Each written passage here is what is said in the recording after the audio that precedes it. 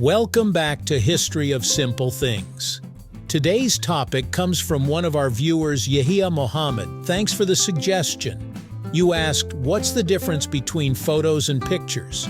If you've ever snapped a photo on your phone and wondered whether you should call it a photo or a picture, you're not alone. Both words are used constantly in everyday conversation, often describing the exact same thing, and most of us switch between them without even thinking about it. It all feels interchangeable, but is it really? If you've ever taken a step back and thought about it, there's actually more going on behind these two words than most people realize. While they are closely related in modern usage, photo and picture come from different linguistic roots and evolved through very different paths in history. And once you start digging into it, you'll find a surprisingly rich story about art, science, and how humans learn to capture moments in time. So let's break it down right here on History of Simple Things.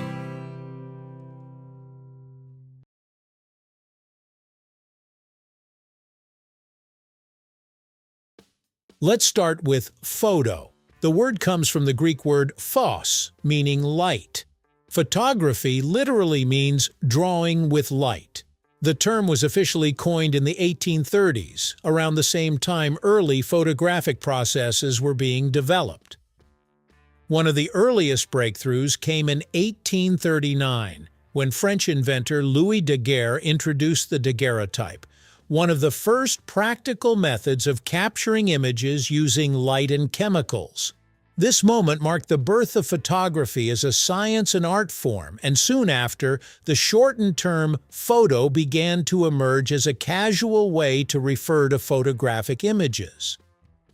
Now, picture has an even older history. It comes from the Latin word pictura, meaning painting or representation.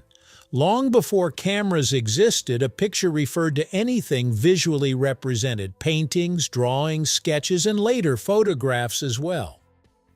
So originally, a picture was not about technology at all. It was about any visual depiction created by hand or art.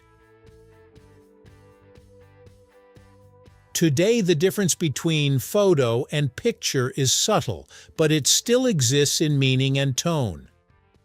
A photo specifically refers to an image captured using a camera. It's tied to photography as a process, light hitting a sensor or film to create a realistic representation of a moment. That's why we say things like passport photo, wedding photo, or selfie photo. It implies something technically captured. A picture, on the other hand, is broader. It can refer to anything visual, whether it's a photograph, a drawing, a painting, a digital illustration, or even something imagined. When someone says, "That's a beautiful picture," they could be talking about a photo or a piece of art. So in simple terms, every photo is a picture, but not every picture is a photo. In everyday speech, people rarely make a strict distinction between the two words. That's because language naturally evolves toward convenience. For example, in casual conversation, picture often feels more flexible and emotionally neutral. You might say, "Can I take your picture?" even if you're using a smartphone camera.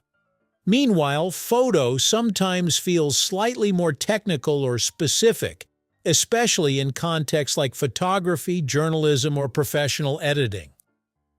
Cultural usage also plays a role. In American English, picture is commonly used in speech for photos, while photo appears more in writing or formal contexts.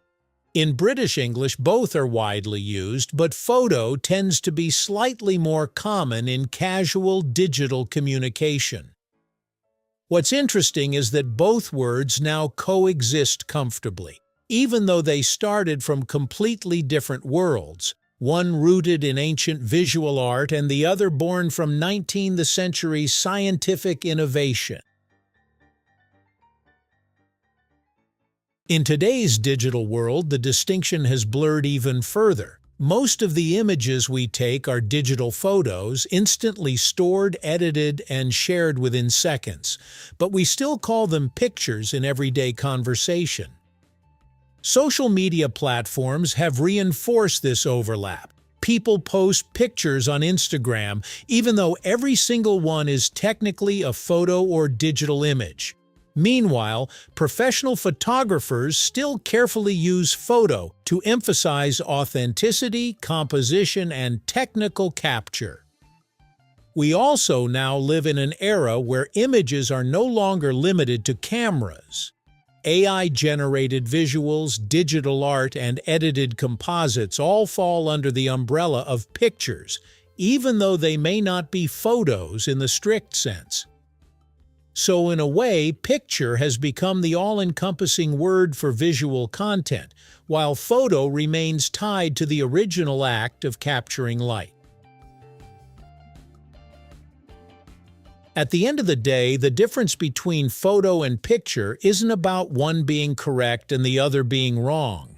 It's about the layers of meaning we attach to them, depending on context. A photo carries the weight of technology and precision, tied to the process of capturing real-world light through a lens and preserving a specific moment in time. It feels exact, almost technical, and is often used when accuracy matters or when we want to emphasize authenticity. A picture, on the other hand, is much broader and more flexible. It can be something captured by a camera, drawn by hand, painted on a canvas, or even imagined in your mind. That wider meaning is what allows the word to survive across centuries of change in how humans create and share visuals. So the next time you hear someone say, "take a picture" or "nice photo," you'll know there's more going on beneath those simple words than it seems. One comes from the scientific breakthrough of capturing light, while the other comes from a long artistic tradition of visual representation that existed long before cameras were invented. Today, both words live side by side, shaped by history but adapted to modern life, blending art, language, and technology into something we use effortlessly every day without thinking twice. Thank you for watching. If you have suggestions for our next video, feel free to share them in the comments below. We'll be sure to give you an acknowledgement for your contribution.